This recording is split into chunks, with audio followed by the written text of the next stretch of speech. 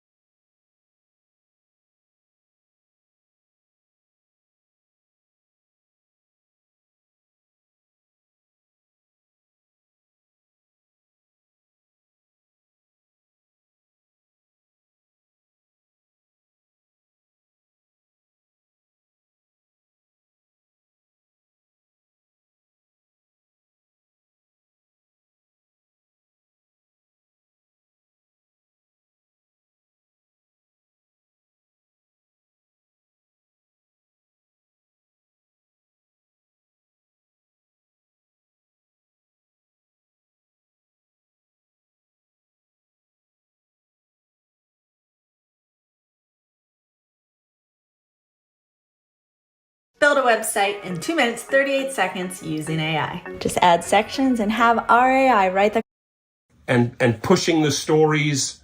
And I truly know he wants to make Uber and Lyft a better place. But do you honestly think a guy like this is going to hire him when his intentions are pure and he knows how to fix a lot of their, internal problems, right? But that's not what they want. This is not what this guy wants. He wants to run his agenda. He's a very, very shrewd man with an interesting background that formed him, that shaped him into who he is today. And I've put my hours in researching this guy. He is bad news on every single level and protected on the highest level, right? Protected right up there in Washington, D.C. So right now, you look at the stock, you look at the direction of Uber, it's over $60, and they are making a boatload of money on drivers' backs. Remember this, we are an army of 5 million. They don't have 5 million people. So if you want to win this battle, it's going to have to be state by state by state, whether it's unionizing, whether it's changing legislation, not just in the United States, but also abroad, in Europe and in other countries. This is how we win the battle. And we've got some pretty cool game plans rolled out for 2024. And I know that Sergio is not going to let go, right? He's like a bulldog. He's locked in. He's got the data. He's got the evidence. He's not going to let go, right? And that's what makes him unique, and that's what makes him special. He's not afraid. He's like me. He's not afraid of this guy. He's not afraid of these institutions. He's not afraid of their bullying and their threats. We got to keep on doing what we are doing, whether he does it alone next year, whether he still does it with the Rideshare Guy channel. But like the one thing, I do not want Sergio to stop exposing them, just like I expose them every single day. CEO hides driver pay cuts to boost profits. By Len Sherman. Uber is on a roll. Through the first 3 quarters of this year, Uber racked up over $2.8 billion in operating cash flow, while posting a 21% increase in global bookings. Investors have taken notice. Uber's stock price has more than doubled year to date. On his most recent earnings call, CEO Dara Khosrowshahi attributed Uber's success to the growth flywheel we built, coupled with rigorous cost discipline, enabling us to generate strong leverage to exit the year with tremendous momentum and reliable execution. But cutting through corporate speak, Dara, as he prefers to be called, failed to mention the biggest factor driving Uber's growing profitability. Dara has gone back to an old trick in Uber's playbook, cutting driver pay. But this time, with a clever change in how the company pays its U.S. drivers, disguising yet another pay cut, and allowing Uber to take a much bigger cut of passenger fares for itself. Since taking the helm of Uber, Dara has raised U.S. ride-hail prices by 55%, more than twice the rate of inflation, while cutting driver pay, despite soaring inflation in auto operating costs borne by Uber's millions of U.S. drivers. As a result, the U.S. ride-hail business has become Uber's piggy bank, driving almost a third of its total global year-on-year, YOY, operating cash flow increase this quarter. Uber's CEO has adroitly masked these inconvenient truths behind vague and misleading scripted talking points. For example, in a recent interview with Kara Swisher, Dara claimed the average driver in the U.S. last quarter made between $33 and $34 per utilized hour. Bullshit. And that, not including commercial insurance costs that are very expensive, our take rate, the amount of passenger fares that the company keeps for itself, is about 15%. But Dara's first statement dodges the fact that Uber decreased its U.S. driver pay per trip by nearly 12% YoY in Q3 2023, and grossly overstates, by more than double, what drivers can expect to be paid per working hour, net of high and increasing operating expenses. As for Dara's second statement, by the same definition Uber has used for years, we estimate that its U.S. ride-hail take rate in Q3 2023 was 40%, not 15%. Lyft recently reported that its Q3 2023 North American take rate was 33%. Distortions of this magnitude aren't just a case of nuanced differences in the definitions of key operating metrics. but rather a concerted effort by Uber to deflect attention from the extent to which consumer price increases and driver pay cuts have fueled the company's improving profitability. So the data, the numbers he puts out there when he's doing his media rounds, Risha does the same, right? It's really what Wall Street, what the financial world wants to hear. But he's really hiding all the data, and this is why I'm saying next week when Sergio gets the chance to actually interview this professor, Len Sherman, and this ain't no little Mickey Mouse professor, right? One of the top institutions. And he's going to be coming in there with his data.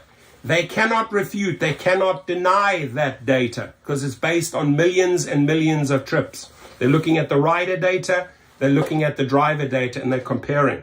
And they're showing graphically, and we're going to actually do follow-up videos